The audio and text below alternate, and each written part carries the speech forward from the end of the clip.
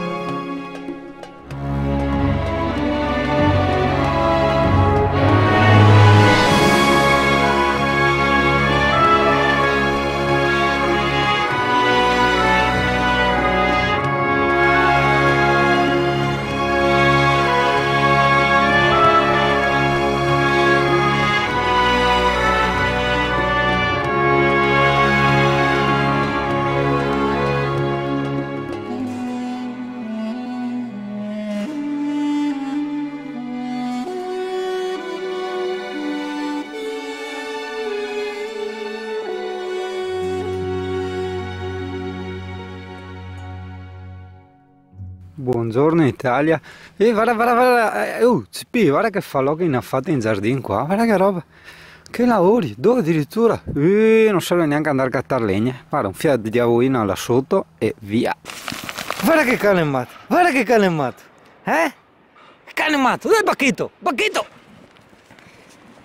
Bacchito, Bacchito, Bacchito, Bacchito, Bacchito, Bacchito, Bacchito, Bacchito, Bacchito.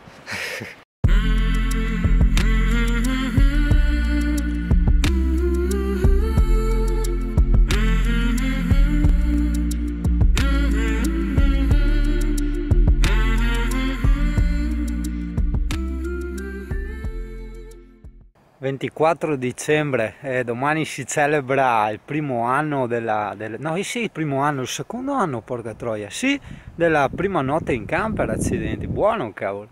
E il Natale lo passo in famiglia da parenti, pranzo di Natale normale, e non è molto da full timer, ti dico, non voglio essere un full timer, cioè io voglio continuare a fare tutto quello che voglio, tra tutto quello che voglio c'è anche questa cosa qui, voglio dire, no? È un po' come i finti anarchici, cioè uno per essere anarchico non è che deve vestirsi con borchi e farsi i capelli fucsia, assolutamente, io credo che non è quello il significato, così come non dovrebbe essere il significato di full timer costringersi a stare sempre dentro un camper.